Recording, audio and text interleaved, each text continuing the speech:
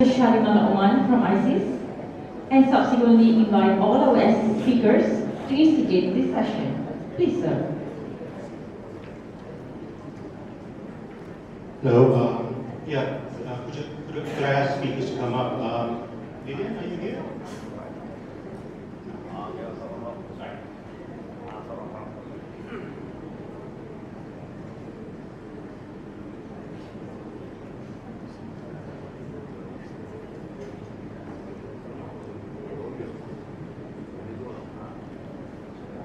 So our plan here is to finish this at 12:30 sharp. So we'll just get right onto it. We'll go according to the list of speakers here.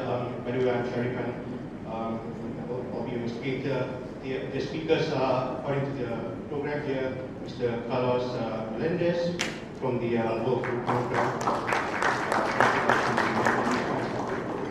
Ms. Lilianne Fan, you know her from as the Instigator before this. Again, welcome. And Lieutenant Colonel Col Piotrowski from the Bundeswehr. So let's do this 15 minutes each according to the program. You can speak from where you are seated right now, or you can go up there. Either way, yeah. Sir, Mr. Melendez. Much good morning, ladies and gentlemen.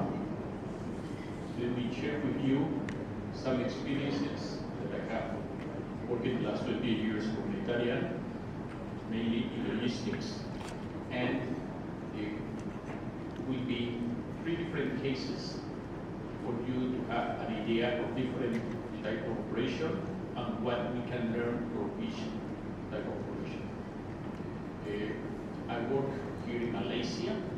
UNHRT, that is United Nations Humanitarian Response Depot, that is generously financed by the Minister of Malaysia. That is what we are here. We have a hub based at TUDM, the military airport in Sudan.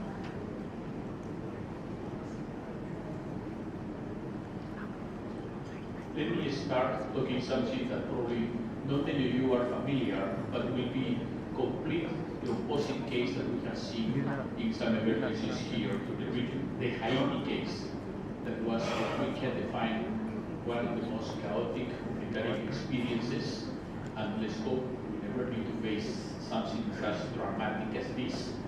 But probably going for what can be considered some of the worst case scenarios, we can learn some messages. And also because the type of civil military intervention that worked there was far much different from the one that we have here, but in some aspects I think that we can learn something from it. First of all, in that emergency, that earthquake of 2010, well, January 2010, to be more specific, between 20 to 25 of the civil servants of the government died or were at least injured during the earthquake. Therefore, the government and the responders itself were affected, and that created a lot of bottlenecks and made coordination much more difficult.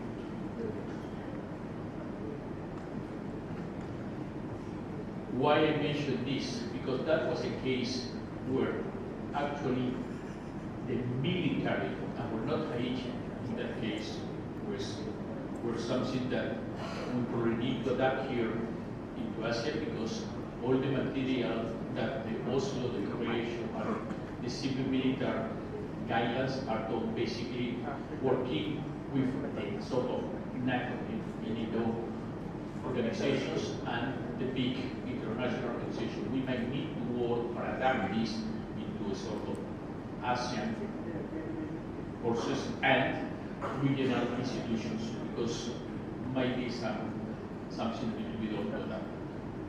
What happened there was that both the port and the airport were completely managed by the military.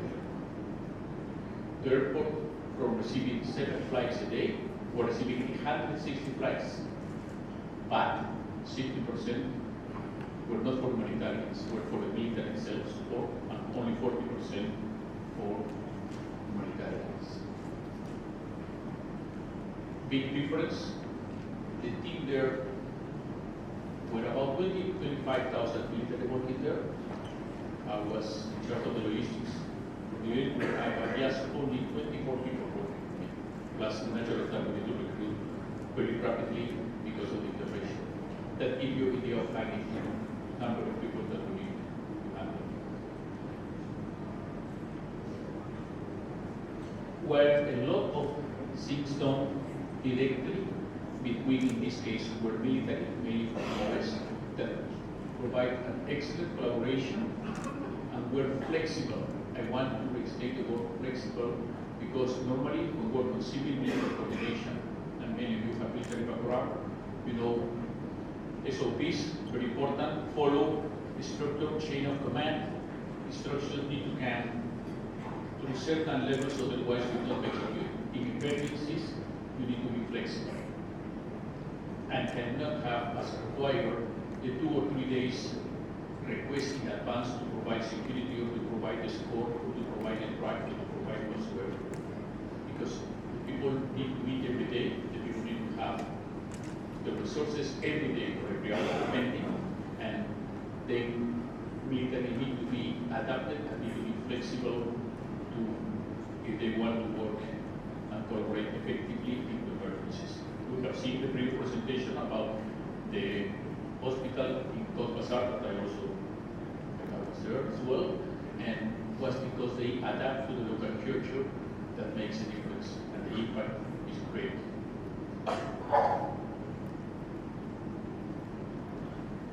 One thing that is very important, especially in case military from other nationalities that we have a different uniform, we have different insignia, we have, is the perception.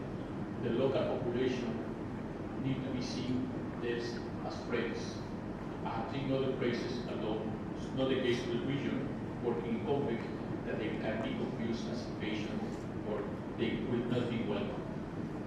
And I want to restate that military mainly should work in sort of peaceful events, should be avoided at any cost. What has happened in conflict in Pakistan, I know once there is a time work with military helicopters to deliver into the northwest provinces, that are the provinces that have strong Taliban presence during wartime. Yes, life was safe, but was extremely risky. It was not in line with all the agreements. Therefore, would work with military need to be very important to work with perceptions and people to know what they do. At preference, try to separate military from, let's say, the 3 levels of assistance to the direct delivery of goods or services. It's not good, although it will be good for propaganda, will be nice. I can mention several generals come across and said, I want to be my soldiers, my picture to show to the president, but normally should not be done that. Military should try to focus preference to provide the infrastructure support. I mentioned we're running the port and the airport, to be building bridges, as I recall, Bengola, the Indian Helium, providing security, as have been done by other institutions, or probably providing services like transport, because the military have quite a lot of transport that can provide at any moment. The cities, flexibility on how to use it, and also normally they have more restrictions in type of cargo payload than using civil assets. I still working talking in Haiti and later I will relate a bit with Palco, that is probably the other way around. One case, almost no control, almost no government, open rules, everyone can enter, as mentioned there. OSHA counted up to 1,700 EOs and we stopped counting. Because we're too many that no one, impossible to coordinate 1,700. And many of them, their objectives were a bit unclear, to put politely. Okay? Then we need to be careful. Sometimes emergencies can be occasion for people to take money, can be occasion for people to smuggle, and that's what sometimes is important to have the rules of the game clear. And one important thing, and I think Palu, I will come later, was an exit successful that we have in Haiti, that were clear restrictions of what needs to be donated, what needs to be received, what is required. In that case, Palu will come later, together of the EPP, together with Ahmad, they made clear what was required, what was not required. Otherwise, you receive donation of every single thing that you need and create logistics bottleneck, and the resources, the storage capacity, the transport capacity, the human resources are dedicated often to destroy, to select, store, and sometimes to destroy goods rather than providing assistance to the people that require it. As mentioned, excellent civil military coordination. In that case, but they work orders very clear, coming all the way from the top. I know my boss met with Obama, or Haiti too close to the United States. That might have an influence. Let me talk now a bit about Palu, that is the other extreme.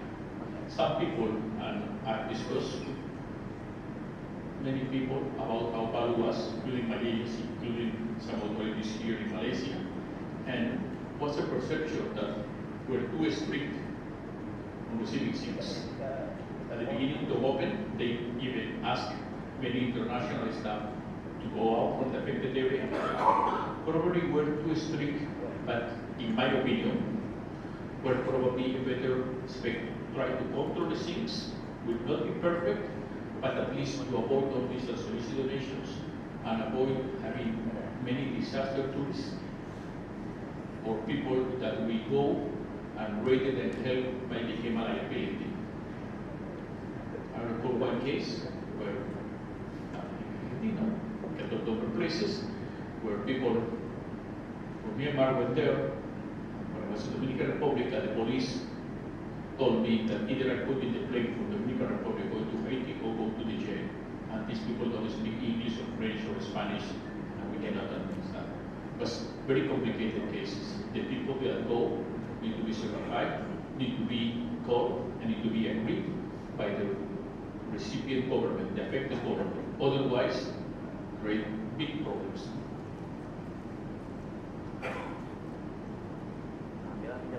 One good thing is that in the Palu, a staging area was created in Balikpapan. The staging area is a place where you can receive the goods, sort, classify, before you send it to the last delivery point, because often close to the affected area, the logistic facilities are overwhelmed or inexistent.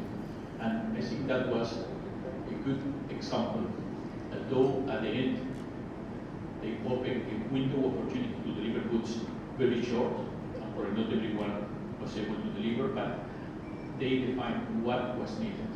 No, you send me tents or send me this type of watch or medical equipment. I don't need any single thing. And this is one myth that we need to eliminate. And I was happy to mention before that for the hospital that was sent, Malaysia hospital was sent to Bangladesh, was done the dry run, and was discussed with the government what was required. It's not true that in any emergency, everything is required of every single thing. Sometimes medicine things that, as mentioned earlier, might be a liability to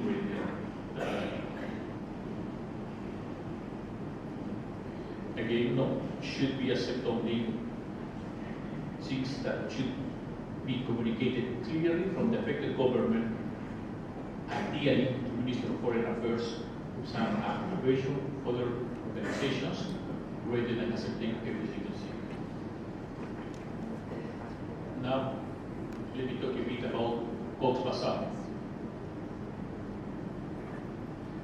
I will tell a bit how Cox's Bazar was an operation that I would consider, in terms of humanitarian assistance, was at the beginning was successful because I remember I was there the very first month, and the very first month we managed to deliver food to over 425,000 people in Cox's Bazar. The very first three weeks, the later to make a second round distribution increased to almost 700,000. Now, how can it be possible to increase from a small program? And that was probably the key success that my organization, the World Program, has a small project, and then it's easier to expand than when you start from something that you don't have a foothold and you need to start from the beginning. Why? Because number one, you have trust of the people, you know the contacts, you know the authorities, and by doing that, the people know that you are there and you have been helping them when you have a realistic support that can do things, we give you the permits and authorizations easily that if you are someone that first time can. Therefore, reputation is very important. One thing that we should not forget, as in this case, Rohingya refugees or migration or displaced people, IDPs, is that we need to also look and cater for the locals, because otherwise you might attend only the people that has been affected by a disaster, but if you do provide some system to the local population, you can have a lot of problems, including people stopping your track of assistance, including resettlements, and creating frictions among communities.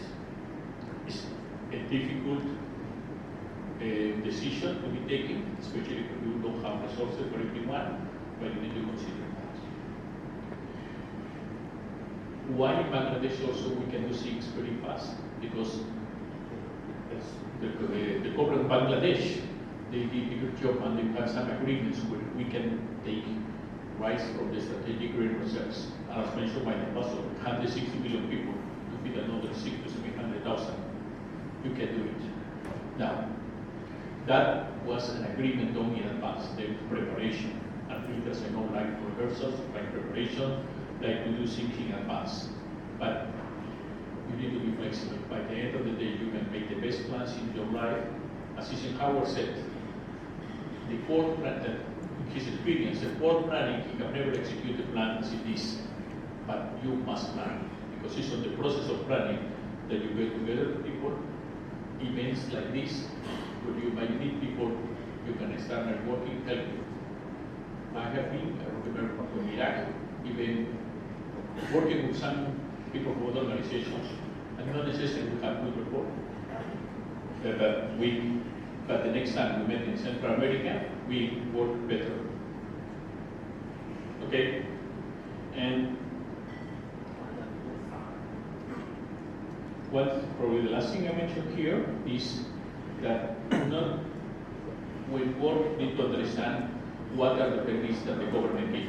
Bangladesh were the DN6 and DN7, meaning some organizations are authorized, as mentioned earlier, to operate or work there, but not to distribute goods that you need to deliver to the government in order to distribute. In that case, was distribution between IOM, UN, international talking, UN, Red Cross, and no one else can distribute goods. And it's important, otherwise you might plan for something that cannot be executed.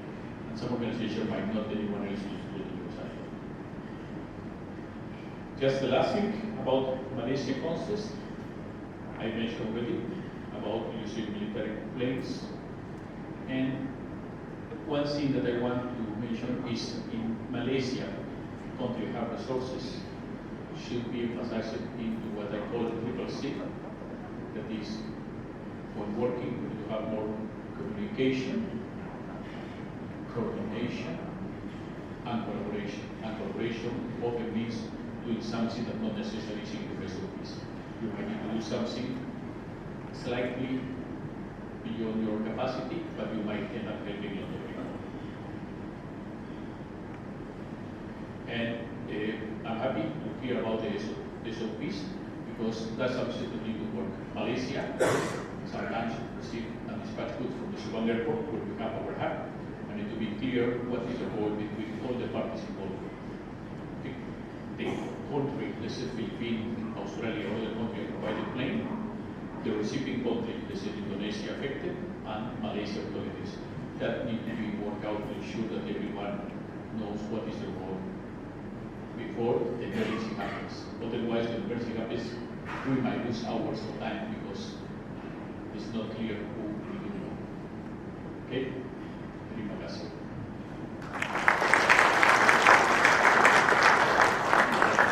Thank you very much, Carlos.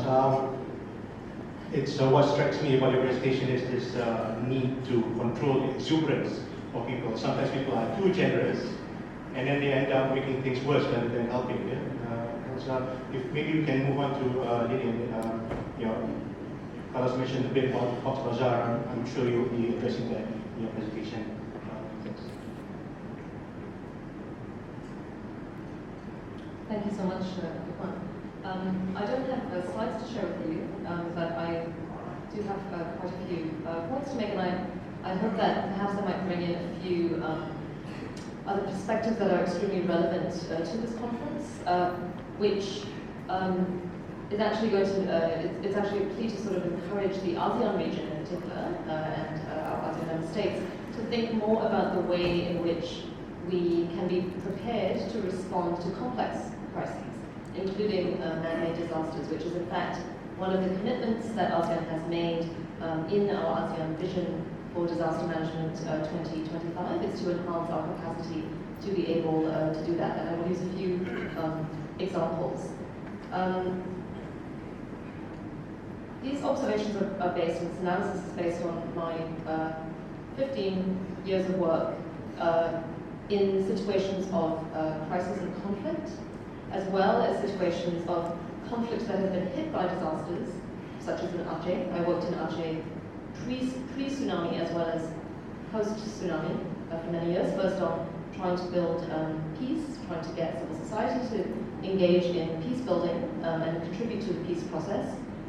Then in the tsunami response, which of course was an extremely large response, which in fact has shaped many of the disaster responses internationally since then. And then later on, over the last 10 years, much more in the space of looking at refugee, I wouldn't say just response, because it's not just humanitarian response, it's basically frameworks and policies to be able to support and respond to refugees at many different stages. So not just at the emergency stage, but also looking at how we can build policies for greater protection until it's such a time that refugees can return to their home country. So first of all, to set a bit of, I think, a context globally, we are now at a point globally where we're seeing the highest levels of displacement since the end of World War II. And this is really a cause for concern. The displacement is mixed, of course. It includes refugees, it includes internally displaced persons, and of course there are many other people who are not displaced, but they are also stateless. And that is a very big concern as well for many people in many parts of the world. The numbers have hit above 70 million last year. So according to UNHCR, they can conduct this global trend monitoring every year, which they publish. The numbers are now beyond 70 million. Asia Pacific, we sometimes don't think that Asia Pacific is home to a large number of refugees, but in fact we are. In fact, we are home to over 7.7 million displaced persons, including 3.5 million refugees. And there are certain populations which, of course, make up the bulk of those refugees, which include, of course, the Rohingya, but also other populations from Myanmar, and also a large number of people from Afghanistan. That's still one of the largest populations of displaced persons within the Asia-Pacific region. We also have actually some of the most generous host countries in the Asia-Pacific region, and I think this is really important because very often in the media, we tend to see the refugee crisis portrayed as something that happens in the Mediterranean and in Europe. And in fact, I think there's much less coverage. Of course, now with the Cox's Bazar situation, there's been a bit more coverage there, but we still tend to think about the refugee situation as something that doesn't happen in our region, and we don't actually recognize how much our governments in this region and in many other parts of the developing world are doing for refugees. And this is really important because any kind of response that we should be coming to and are developing needs to be shared responsibility. And there is no country in the world that is going to be able to bear the responsibility alone. The contexts which refugees flee from are complex and very complicated, and these are not things which you can fix easily. So there do have to be frameworks in place to be able to actually host refugees in a way that is, number one, humanitarian, and number two, also sustainable for the host country. So agreements do need to be put in place. So I'm going to talk about some of the global level agreements and also how we in ASEAN region and in Malaysia can start to take those forward. So if we're looking at why we have a large displacement crisis, I think one of the things that we like to say as refugee advocates is the refugees are not the crisis. The crisis is not the fact that you have refugees. The real crisis is in fact the lack of successful peace processes, the lack of successful political solutions for political crises that are creating conflicts that displaces people. And that's a global problem, in fact. Many parts of the world where we do see armed conflict or other types of conflict, they are usually protracted and they continue for decades for the most part. Even just in our Asia Pacific region, most of the armed conflicts that have taken place have been conflicts that have been, number one, subnational. They've been subnational level. We've actually been fortunate, particularly in the ASEAN region, not to have interstate conflict, but we have had many of our countries, from the Philippines to, of course, Myanmar to Indonesia, and beyond, even in other parts of Asia, affected by subnational conflict. And there's some very good research on this that's been done by, I believe it was the Asia Foundation that actually did some very good research on this, which looked really at the ways in which subnational conflicts have affected our regions. But because of that, it's also very important to think about how you prevent and resolve or mitigate the effects of those conflicts. And when conflicts cannot be contained, there is an effect of displacement on civilians. And when the civilians who are displaced, sometimes internally first, feel that they no longer have the ability to be protected within that state, that's when they start to leave and to start to seek shelter abroad. So this happens in many parts of the world, actually all over the world, in every continent. But in the Asia Pacific region, I think it's also actually because our region has been one that's been very open to migration. We are a region that's defined by migration. Just look here in Malaysia with our wonderful diversity.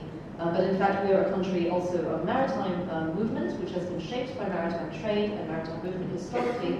And therefore, there have been routes that have been used, which have previously been used for trade and for more regular migration, but now actually are being used by refugees to flee as well. And this is what we see with the Rohingya population fleeing from both Myanmar, Rakhine State, but increasingly also we have had boats in the past also coming from the Cox's Bazar region in Bangladesh, and they are using those same routes. So mixed migration, this is that's what we mean when we say mixed migration. We're actually looking at mixed populations, both migrants, people who are coming primarily for economic purposes to seek opportunities abroad, as well as people who are actually fleeing war or persecution. So actually looking at this region as well, we have had a large number of subnational conflicts, but in fact the ASEAN region also has some promising lessons to be shared. So we are one of the few regions in the world that can say that we actually have at least 2 successful peace processes in the recent, at least in the last 15 years, that are still holding until today. And one is the Aceh peace process, which I was very closely involved in, and I'm very happy to see that it has lasted, in fact, until today. The Aceh peace process, there were actually a few attempts, which didn't always go so smoothly, but after the tsunami of 2004, both sides came together, very committed to actually ending the conflict once and for all, and to developing an agreement which has been transformed into a national law, which gives wide autonomy to Aceh, but of course also preserves the integrity and the unity of the Republic of Indonesia, and has a good agreement on resource sharing and looking at what those terms of autonomy are. That was really unprecedented for the region. That was also something which brought in a vast amount of experience internationally, including from Germany, really to try to contribute to stabilizing not just the situation on the ground, but also the institutions. So the institution building that needs to take place after a disaster or a crisis. And in the case of Aceh, you had, of course, a long, decades actually, of institutional deterioration and stagnation because of the conflict, first of all. And then secondly, this dramatic tsunami that wiped out so much capacity and institutions, and of course communities and populations. So to get back on their feet, even rebuilding everything from the legal frameworks, rebuilding the institutions, rebuilding community fabric, rebuilding government capacity, rebuilding services like the hospitals and schools, and actually developing a system that could then run by itself once the international community was ready to leave. That's actually sustained itself, I'm happy to say. I still go back to Aceh regularly. The peace process is holding. Of course, there are development challenges, like every place. But I think it's a real success, and it's been recognized globally that the Aceh peace process is in fact something which has held. We also now have the Mindanao peace process, and I think that's really significant. It's of course still quite recent, but the fact that this long-running crisis in Mindanao is now at the point where there's actually a national law. There's a law that has commitment from all sides. There's a real commitment to peace. There's an autonomy plan with the Bangsa Moro basic law, and I think this is a really excellent example as well of the commitment that we have in this region to building peace and finding ways of actually developing the dialogue that's necessary and the trust building that's necessary, even in the most difficult kinds of crises. So, if ASEAN is to work more on these issues of man-made disasters, what are the types of capacities that we need to be building, and where can we draw them from? So the reason I share these two examples with you is precisely because we should be looking first and foremost at the lessons within our region. The fact that we have these very positive examples within the region, and there are others as well of crises and conflict that have been prevented actually, or at least are being contained. Those are all very good examples, and I think what we need to do actually is to develop a level of institutional expertise within ASEAN to be able to draw out what those types of capacities are and be able to coordinate them with the other capacities that we have, such as HDR, and looking even at peacekeeping, as was mentioned by Captain Marshall earlier. So how do we draw in and coordinate with all these different types of capacities that are needed for really developing a region which has regional stability at its heart?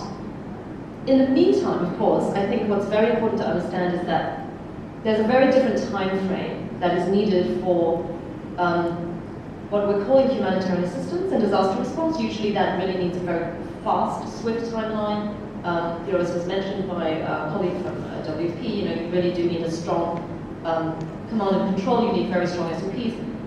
But on the other side of it, what you need to build peace is actually quite different. You really need a lot of patience. It's a step-by-step approach. You need to have the will to stay at the table even if both sides disagree. It's a different kind of skill set that you need, and it's a different time frame. But sometimes these things go hand in hand. In a complex crisis, you have to do both together. So what is the ways in which we can develop those skills to actually have different time frames moving at the same time in a united response? These are the types of challenges that we will need to be thinking about as we're going forward. I think this is a challenge also for ASEAN currently. Looking at the Cox's Bazar situation, ASEAN has been asked to engage in Rakhine State directly, also to support the Myanmar government in its work to develop the conditions for the return of the refugees from Cox's Bazar. And I do commend the Myanmar government for inviting ASEAN's engagement and for the work that it's doing on preparation on the Myanmar side. It is really important. But I also think that there's an importance of building that space for dialogue, so that while the preparations are underway, while change is taking place inside Myanmar, these things do take time. And I also think that it's important for everyone within the ASEAN community as well as the international community to have that patience, to give Myanmar its time to make that change possible and sustainable, but in the meantime also to continue the dialogue with the refugees who are in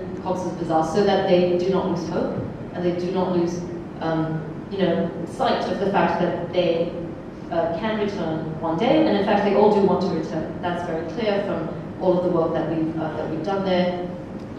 I would say 100% of the refugees would really like to return to Myanmar, but they would like to go when they feel secure.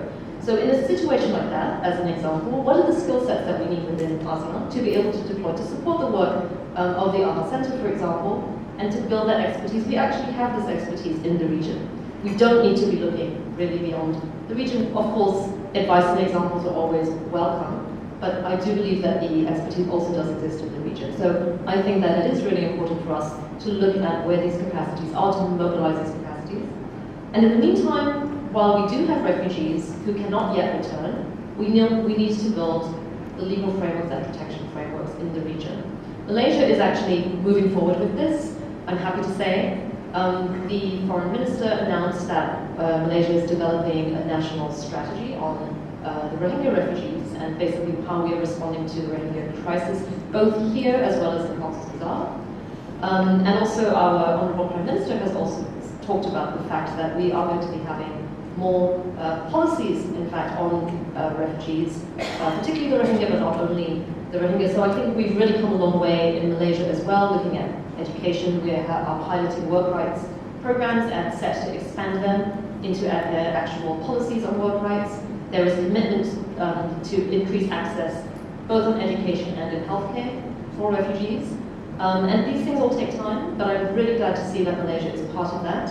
And at the global level, we have now the Global Compact on Refugees, which is a global, it's not a new agreement, it's not a new convention, but it is a framework that recognizes the importance of every actor, what we call a whole of society approach, which is, of course, whole of government, private sector, civil society, refugee communities themselves, basically every stakeholder, and how those dialogues can be brought together to, in fact, support governments that, especially developing country governments who still have our own developing country challenges, to enable the right kind of approach and support for these governments who are willing to host refugees for the time, for a time period until they can go home in a voluntary and safe and dignified way.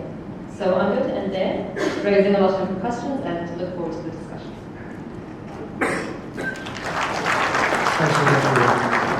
So our next speaker is I think Col Piotrowski. Did I get that right this time? I don't know. Okay, I did. Well, 15 minutes, and we'll hopefully he'll finish his presentation at noon exactly, so that we'll have half an hour for Q&A. Thanks. Admiral Generals, ladies and gentlemen, the biggest challenge I had in creating my presentation, how to shrink 3 weeks of courses into no more than 20 slides. I'm a lecturer and course director at the German Federal Academy for Crisis Management, Civil Emergency Planning, and Disaster Relief. So I'm sent from the military to a civilian academy to teach there how the military, the Bundeswehr, the German armed forces should act, national and international. And of course, I'm German, so we have a legal framework. It's quite easy. The states are responsible for civil and disaster protection in peacetime. And the government is responsible in crisis or war. But there's also the possibility that the government can use its agencies in support of the states.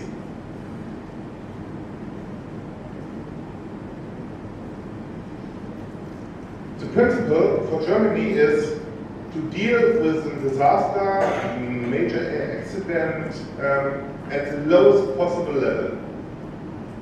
And you can see that's the administrative districts and the municipalities. And we have around 11,000 in Germany. And they're responsible for their area to deal with disasters.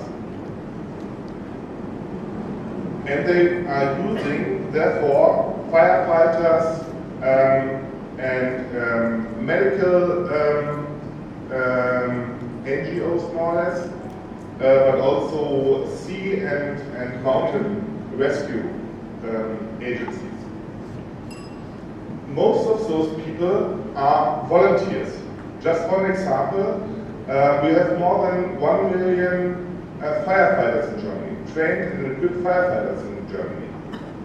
But only 70,000 are professionals, doing that the whole time. The rest are volunteers. And the same for the other agencies. Then the next level would be the state. The federal state will deal with major regional accidents and disasters and are using their own assets for that. And then, as last resort, and we will come to that later, the federal government has its own agencies, and they are dealing with incidents of national significance or crisis and war, and they are responsible to support the lower levels in disaster relief.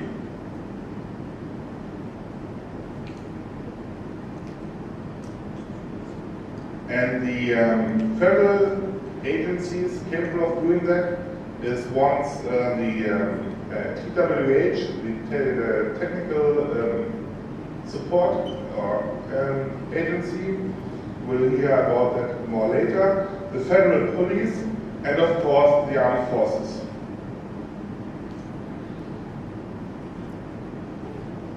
This is an important point. The support by the next higher level will only be given if the resources at the lower level are not sufficient and are requested by the lower level.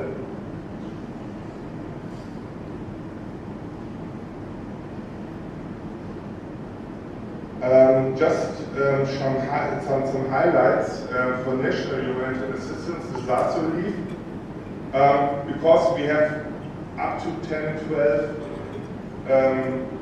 disaster relief missions for the German Armed Forces a year inside Germany.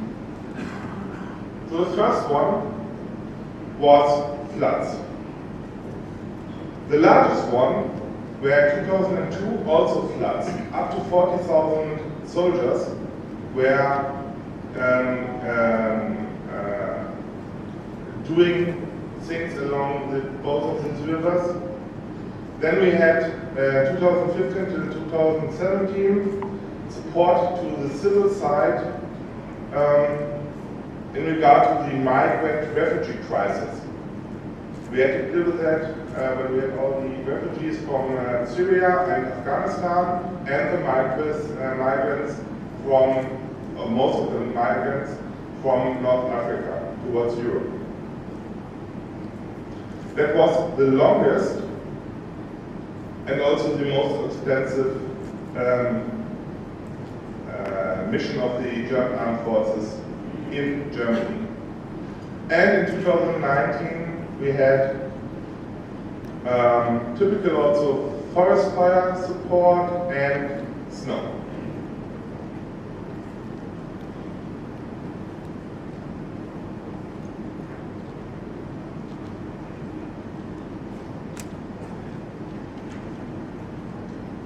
And now I will switch over to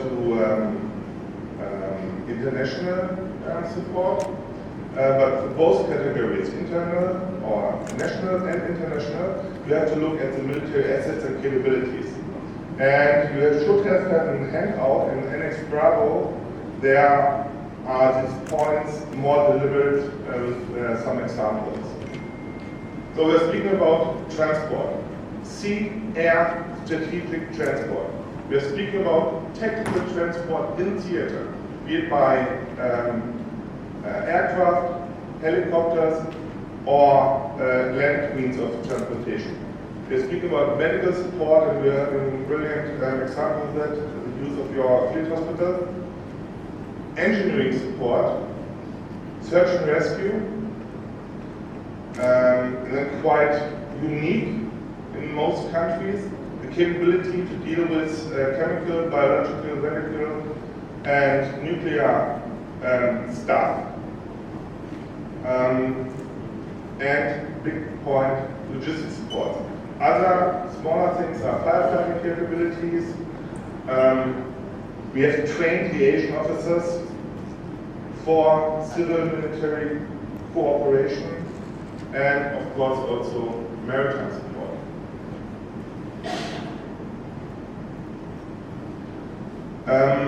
Some highlights or some, no, not some, more or less all of the international humanitarian assistance and last week mission that the German forces did since they were invented. In 1960, it all started with humanitarian assistance to Morocco, earthquake. And the fun thing is, we did the first mission in humanitarian assistance and disaster relief outside of Germany. 2 years later, we had the first mission inside Germany. Then you can see the list. I just want to highlight in 1991, the humanitarian assistance mission in follow-up of the Gulf War, where we are deploying, where we supported directly the Kurdish refugees from Iraq in Turkey and Iran. Then the response to the tsunami. In 2005, earthquake in Pakistan, and I will come to that in a moment. Then one of the longest missions was, from my point of view, a good example of what you can also do, just not only looking into direct assistance. In Cambodia, for 3 years, we supported training for humanitarian mining. 2010 again, Pakistan, 2014-15, Ebola during the outbreak in Liberia, and from 2015 to 2018, when we are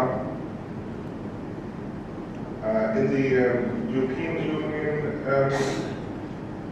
naval mission in the Mediterranean, we also assigned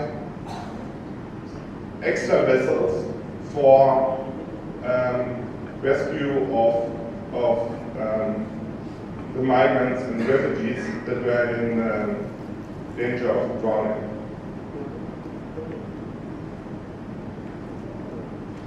And that's it. Not much.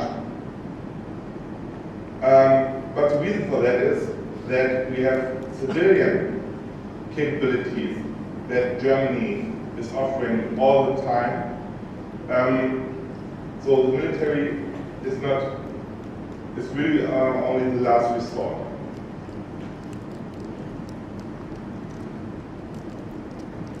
And nowadays, we are doing it more or less in two different ways. Either inside a NATO umbrella or inside a European Union umbrella. About the European Union, Mr. Huber will speak, so I will now focus on the NATO procedure. And the most important thing is, NATO has since 1998 this Euro-Atlantic Disaster Response Coordination Center, which is coordinating humanitarian and disaster relief operations.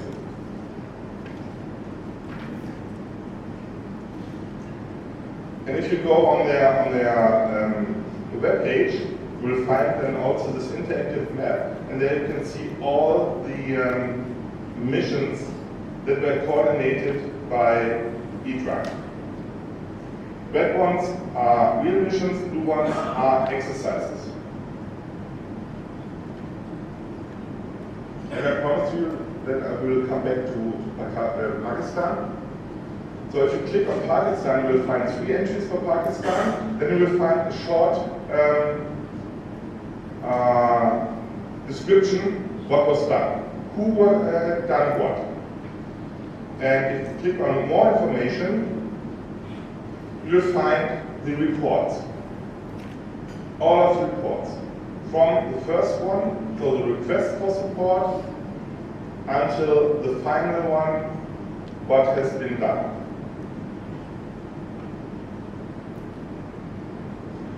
So the earthquake response from NATO towards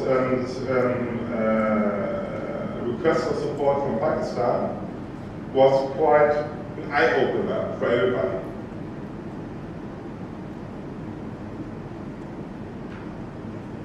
So on the 8th of October 2005, the earthquake happens.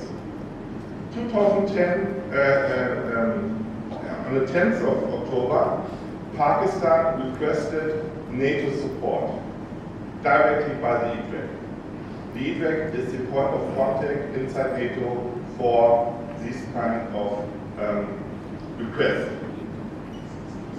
A day later, the North Atlantic Council, and that is the highest political level and decision body in NATO, approved a humanitarian air bridge to Islamabad. 2 days later, UNHCR requested also airlift capabilities from NATO to move storage goods from Turkey to Pakistan. And 4 days after the request, the first airlift landed in Pakistan.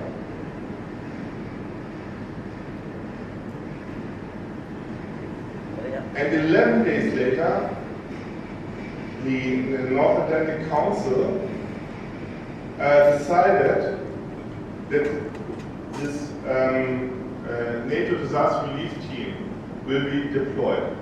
This team consisted of units that were in the standby phase of the NATO readiness force.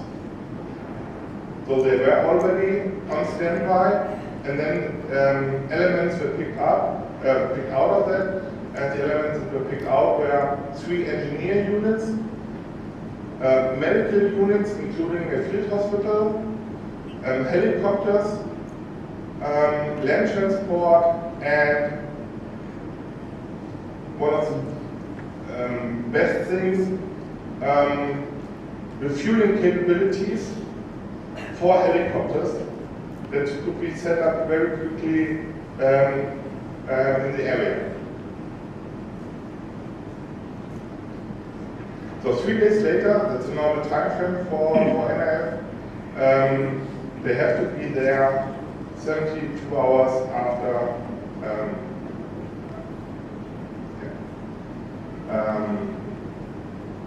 being assigned.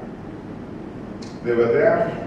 On the 13th of October, the field hospital arrived, and the mission was limited to 90 days. So in February, all of the forces were redeployed.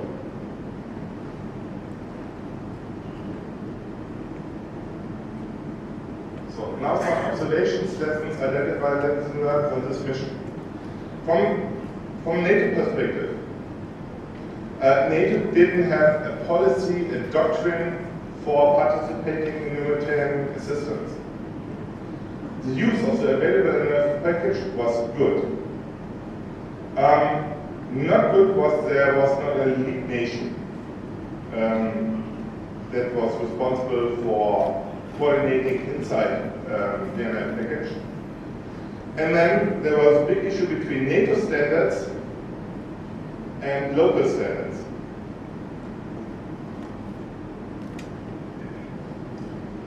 From Pakistan was coming a disputed area, it is a tribal area in the north. There was opposition in the beginning against the use of NATO forces because we were fighting a war in the neighboring country.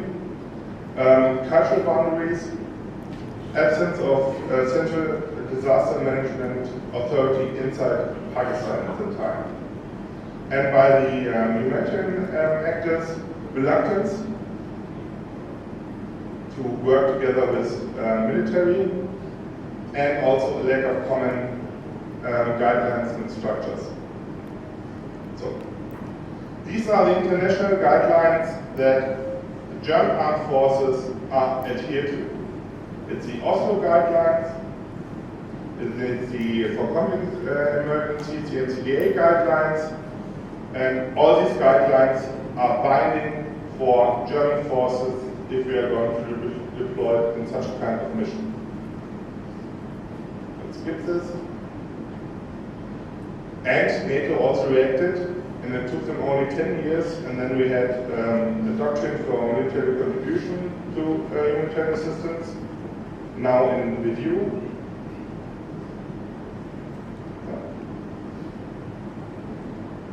And this one is from the European Union, brand new, came out in January of this year, focusing also on the European procedures. And just as my key points, you should be aware of the guidelines and the procedures. You must know your partners beforehand and, if possible, plan together with them. Now the thing that the military don't like, the civilians will be in lead. It's the host nation and international organizations. They are in lead. We are there only to support them. Do no harm.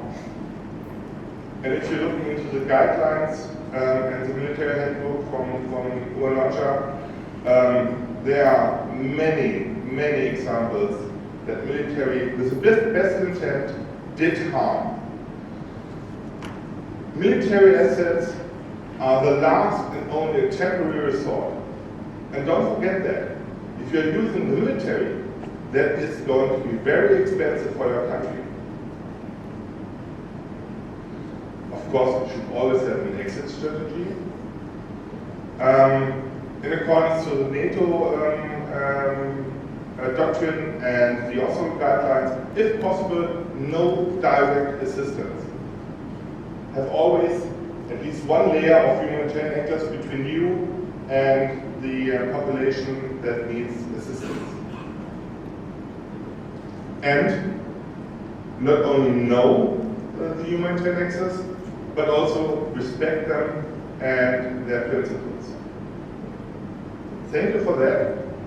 That's end my presentations. If you want to learn more, I can only invite you to come to my course in Germany, 5 days, and then you will have actors from NGOs, from the ICRC, the IFRC, the European Union, and the United Nations, and it's really a good networking platform, and also to understand their point of view. Thank you for your attention. Thank you very much, we'll have the Q&A now, but before I hand this to the floor, I guess what we're trying to do in this sort of situations is to bring some semblance of order to an incredibly chaotic situation, right? You want to be in a position where you finally be able to put lines into people that which get infected, put people on IV drips and all that. Then you can say, okay, right, like Carlos was mentioning, too much aid is sometimes bad. Lilianne was saying, sometimes people are in a bit of a rush. When it comes to Myanmar, for example, we just want this to happen yesterday.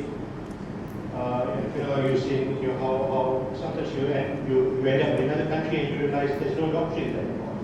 And you have to take 10 years to actually do it. Now, I was just wondering, and don't worry, the politician has gone home, or actually gone away back to his office, I suppose. But if you had one thing that you wanted political leaders to know, to understand, what would it be? What would you want Chancellor Merkel to know in this sorts of situations where they tend to totally misunderstand?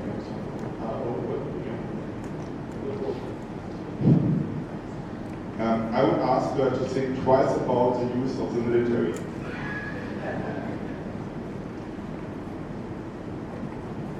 And the reason for that is, first,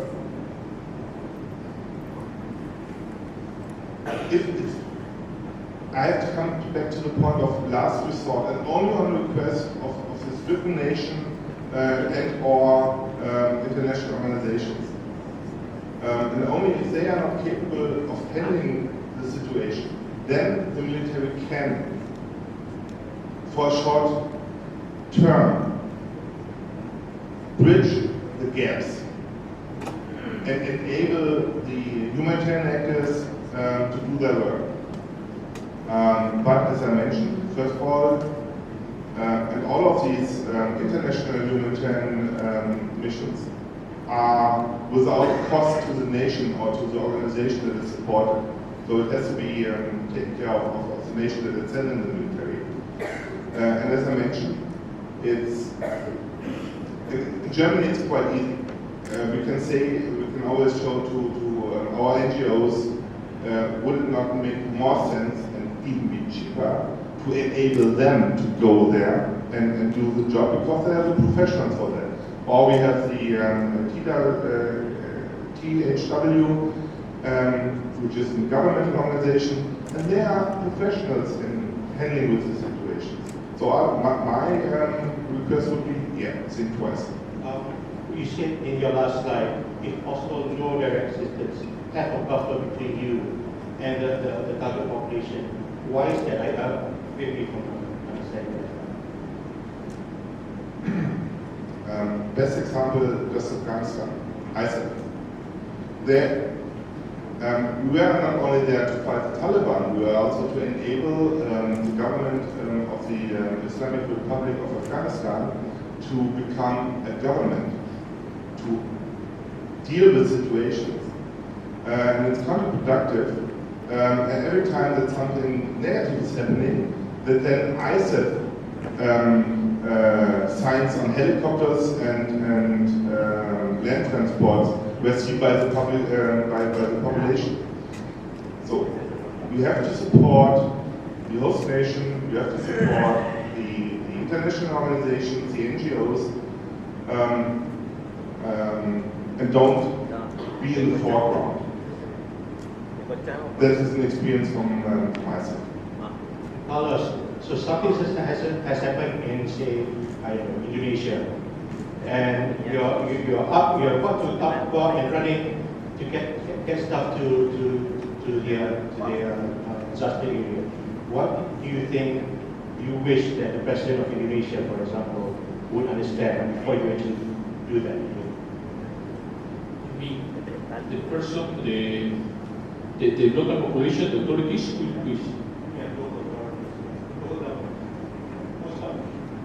okay. We need from them guidance, no? We need from them guidance, telling us, connecting with the people, because they know better than anyone what might be the needs. To avoid that we deliver the wrong type of assistance, we need from them security, because more than once, Mr. Morley have been victims of attacks, no? Not in this region, but in other places. And we need them to understand that we are there for help. But as mentioned, the international assistance, no, should be only when required, and the assistance should be as local as possible and as international only as needed. Therefore, we suppose not to suppose not to take cover from the national authorities the response to the scene. And I need to tell more than once we have made that mistake, especially in Africa or places where the governance the local capacities are weak, and that's something that we need to take out this. And forums like this help us to ensure that countries that have the capacity, have the human resources, have the material, and have structures, we can work together, share experiences, but not to complement, not to replace the force of the national authorities. Lilianne, if I could ask you, maybe also elaborate at that point about the need for patience, because there's this demonstration recently. What was it, 2 years since the start of the crisis in a big way? So and here in this country there is this immense pressure for political leaders to do something. They want it done yesterday, right? So I mean, if you can elaborate a bit on that as well. I mean, I think everybody wants to see a solution in Rakhine State, and everybody from certainly the Myanmar government and people, as well as Rohingya, as well as the whole region, we all want to see a resolution to this crisis. The problem is how, and I think rushing a solution is not going to find us a sustainable solution at all. There is the humanitarian side of things, which is basically ensuring that people who are displaced are able to access assistance. But then you have the more complicated side of how do you put in place the types of rights which are acceptable to both sides, which are acceptable from the side of the point of view of the people, as well as what's acceptable for the Myanmar government to extend to that population. And that will take a long time to actually come to an agreement on, because this is a very political discussion, it's a very political dialogue, and it cannot be rushed. And I think that putting pressure to rush that discussion is a mistake. So what I would suggest is we certainly do need more cooperation in ASEAN as well as with Bangladesh and the larger region to be able to actually have a proper focus on this crisis, but we cannot rush the solutions either, because if we do, they will not be sustainable. And it's nobody wants to see this crisis continue for decades to come. But at the same time, if you rush too much and try to bring people back when there just isn't the preparation, not just in terms of physical infrastructure, but actually the framework for rights and protection, and I think that is actually what the Rohingya themselves would like the most. Plus, I think we need to realize that the conditions inside Rakhine State are not stable at the moment. There is an internal conflict that's happening, which the Myanmar government will really need to focus on resolving, which is between the Arakan army right now, and that is actually the biggest urgency in Rakhine State, resolving that problem first before you bring anybody back. And then in the meantime, what can we do in the ASEAN region? We can have preparedness and frameworks for protection of refugees, and that is something which I think beyond the Rohingya specifically, for any refugee, for just the preparation and the acknowledgement that these types of crises happen, and there are people who are forcibly displaced, no fault of their own, who deserve protection, and the fact that actually there is more will and openness in the ASEAN region to start talking about these things. We really do need to put in place frameworks and guidelines, and even a set of, at least minimum standards for countries, even if maybe we don't meet every single criteria on, the Refugee Convention. We could have our own type of framework to work the same way that we've developed it for ADMA and for many other frameworks, but something that's really rooted in our context and what ASEAN is prepared for. So I think we do need to move in that direction of actually talking about this in the region. Thank you. So I'll take 2 rounds of questions, if I may. Would you please identify yourself, where you're from, so and so forth, and please be brief. Thank you. Thank you very much. Arnel Gabini again from Center. I have 2 questions, if I may. The first question is for Lilianne. Thank you very much for the perspective. You did mention that within the ASEAN, we practice this approach that builds on trust, relationship, and having a constructive approach. Now, having said that, we also have values, principles that we practice within ASEAN, such as non-interference, respect for sovereignty, the growing desire for nationally led processes.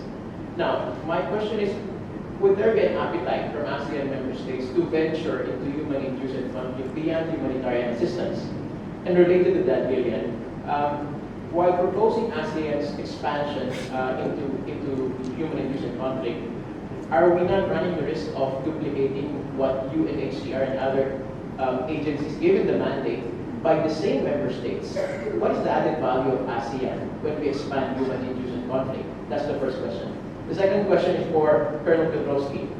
You did mention that the military should be the last resort. Now, within ASEAN, military is the first resort. What is your perspective? What are the challenges of sending the military as a first responder? Thank you. Just hold on before, please say.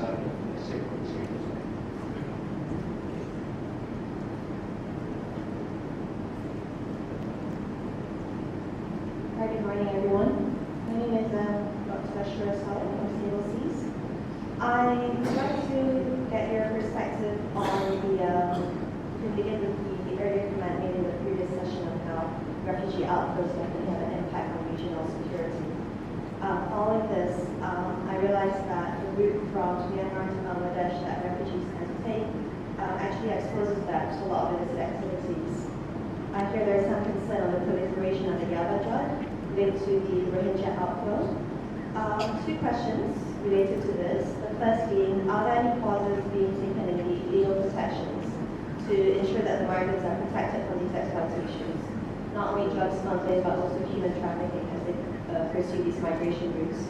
Secondly, what kind of operational support is there or that can be used to tackle these illicit activities?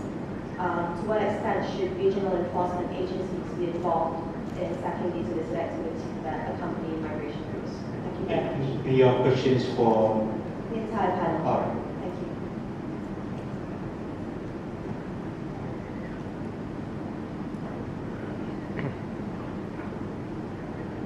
Hi, thank you for the thought-provoking and excellent presentation. All 3 of you came up with some interesting statements. For example, Lilianne, you talked about the need for political engagement for the wait for humanitarian crisis. And as a fellow Malaysian, you mentioned about this is a diverse nation, and Malaysia has been involved with Southern Mindanao, and like we talked about this morning about UN peacekeeping and NATO and all that. Do you find the enemy that you have as a nation is a potent attribute for the peace process, to be involved in peace processes? And what do you think that's going to be? I have one each for Carlos. Carlos, you mentioned about another interesting point. You talked about the inflow of money during disaster and mismanagement of these funds. Do you think that a country should have a service level agreement with relief providers earlier, so that when you receive this money can be transparent, the transaction can be transparent through a service level agreement for providers. So this way you can publish it and provide it to the public to see. That way we do not have this issue of misgovernance of funds. You know what I mean? Second, lastly, I have two questions for Miquel. Miquel, your statement is antithesis to the first session, where we talked about the ASEAN Military Relief Group providing first line support for disaster relief. But I sympathize with what you say, because military assets like Lamborghini, Ferrari, and all that, we cannot bring into the market, and we are not ready to take large consignments. But can I propose to you that Malaysia, being a country which has a coast on every state, there's no state without a coast, would you feel that military would be the best for coordination, command and control of relief efforts, to bring relief from the sea and put it on the shore for relief activity to happen? And military is the best for the coordination, for the command and control for these efforts. Thank you. Since we have like 10 minutes left, so I just would like to skip the second round. Can we just collect one more set of questions if there are any? Yeah, so we'll just stick to those 3 sets. Can I go according to the reverse order so that we can also make your closing statements? Sorry to make it so brief, but we just need to finish it. So yeah, so we'll go with you first.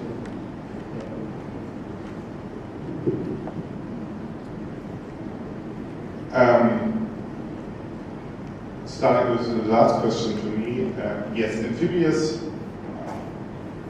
capabilities you will find normally only in the military. And so you can create a course or a scenario that only the military can do something. Possible. And now combining my answer with the other question that was related to how I see that in ASEAN the military is in lead. It's against all the international guidelines and procedures and everything that's coming from the United Nations. So I was really surprised about that. There must be a reason for it. There could be also a good reason for it, be it the lack of or the lack of civil emergency agencies and capabilities, or some hidden agenda. So I don't know, but I'm open to discussions and I'm willing to learn more about that. From my perspective, the military is the last resort. And coming to the question about protection of the civilians, refugees and migrants. So in every NATO mission, in every German mission, we have a code of conduct, and we are linked to the protection of civilians. We are linked to children armed conflict, human peace and security, anti-human trafficking, and we also have to share our information if we got information about this kind of behavior. Then we share that with the United Nations agency that are dealing with it. So if there are cases of sexual exploration of refugees and we are aware of that, then we have to report, and we will report that to the United Nations.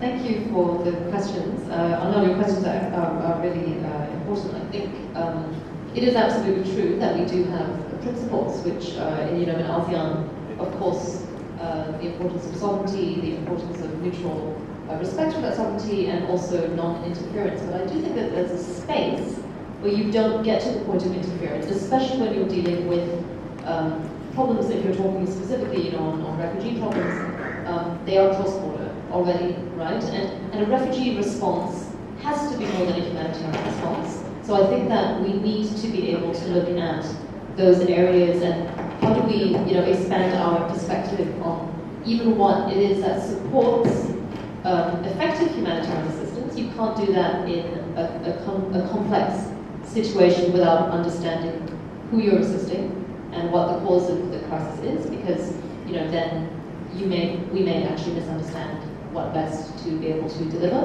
So the dialogue is important, even at the emergency stage.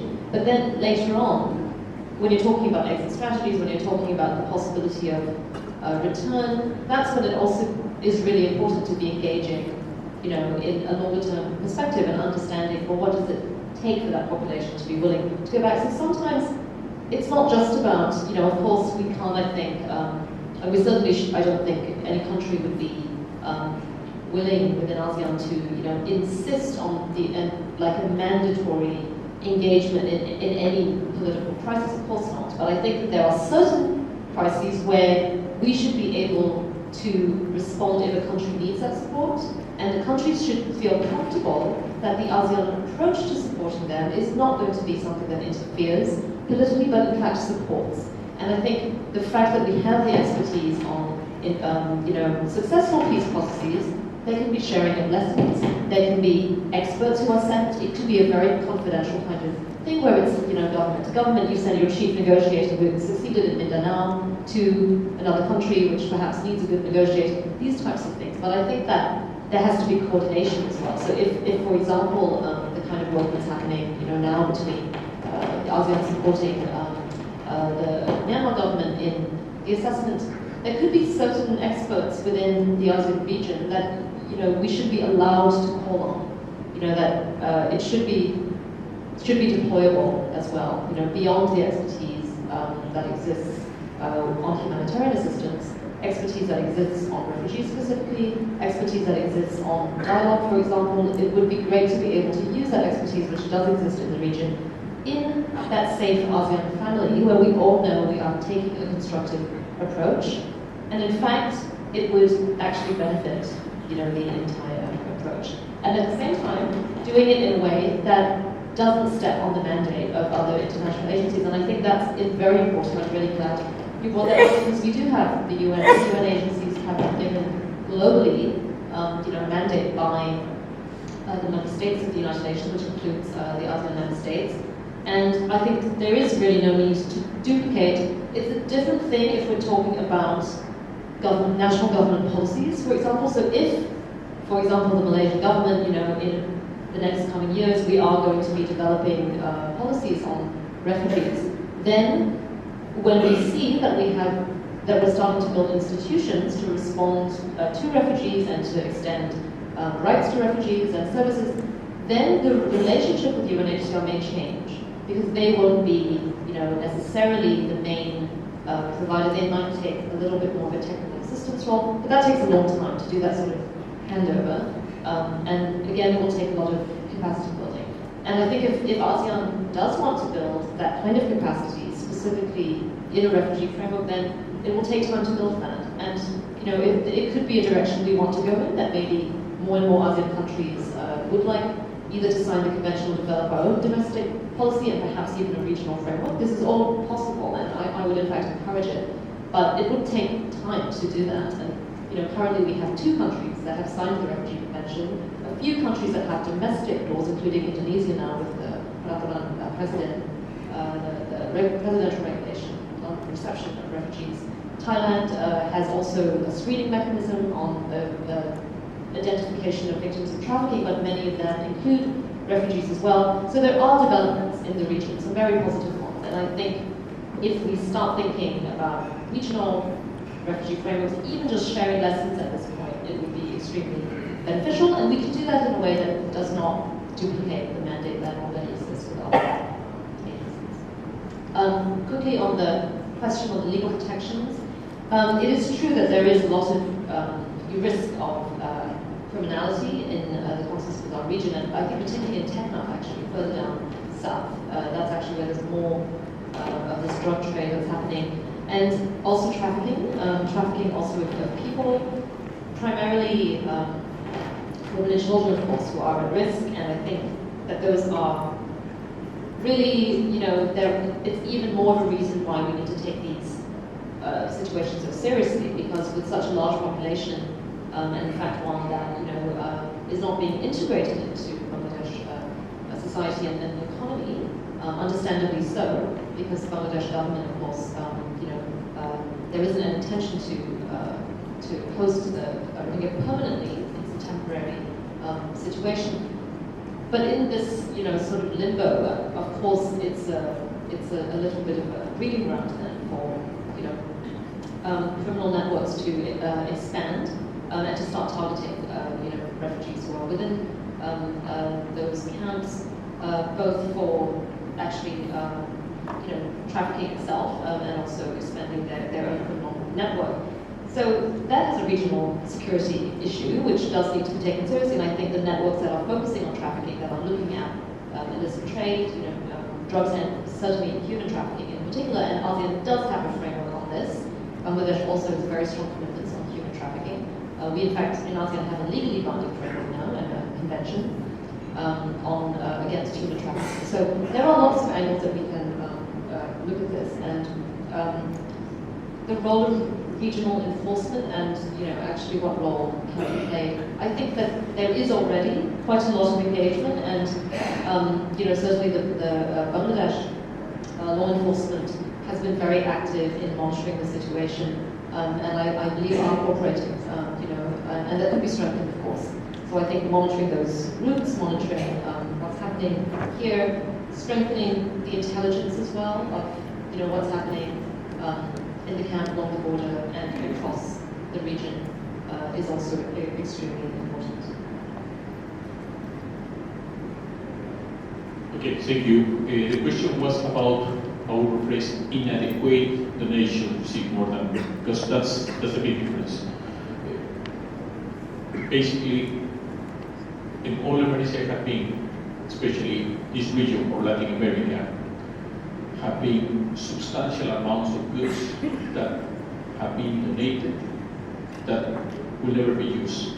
And fill warehouses several times this auditorium and go against the principle of do not harm, because actually harming the government. Fiji, millions of dollars for destroying the things that were there and were donated with good intention by people.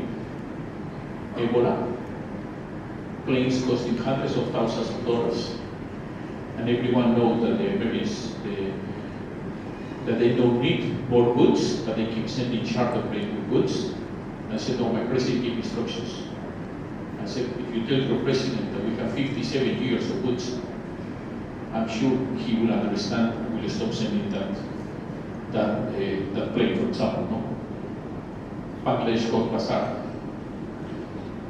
We installed some mobile storage units, and we're waiting for the standard goods to be received under something that we work with Ahmad, goods that are standard, that most likely, because you can never spot exactly what we require, are very likely to be used in emergencies, rated and sending the old clothes that often are not carrying adequate due to cultural sensitivities, or sending high heels to mountainous places.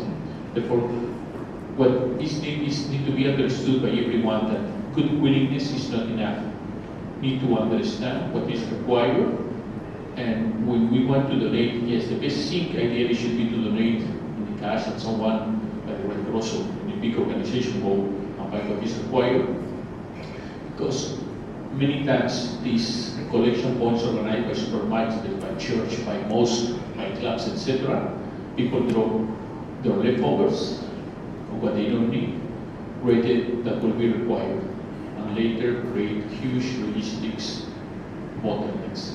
I come back from Laos, a lot of expired goods from the July last year emergency, and no one has seen many things expire. Then it's two things. One is you try to contain the problem, accepting, a bit like Paul did, no? Trying to contain, say, this is what we need. And then later, when you receive, you need to put professionals, and not just sometimes volunteers may have the best desire, but you need to put someone that knows a bit about storage management and some principles to manage this and to minimize the expiration of goods, or to ensure that everything or majority will go into the right locations. And you need to have adequate legislative framework.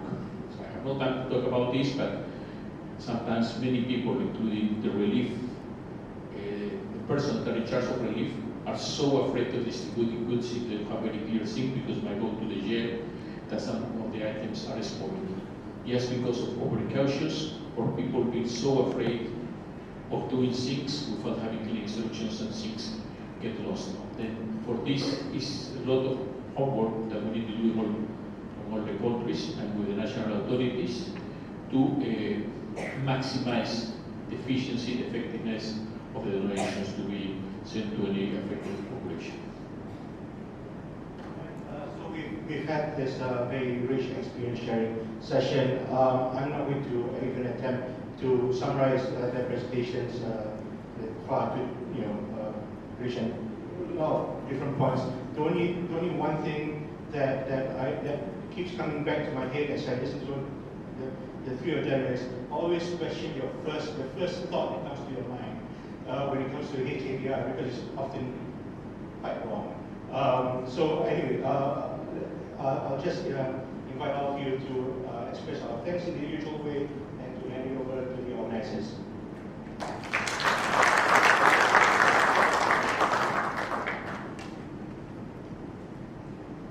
Thank you very much, Mr. Chairman Ahmad. Distinguished guests, ladies and gentlemen, join me in congratulating all the speakers and our instigator.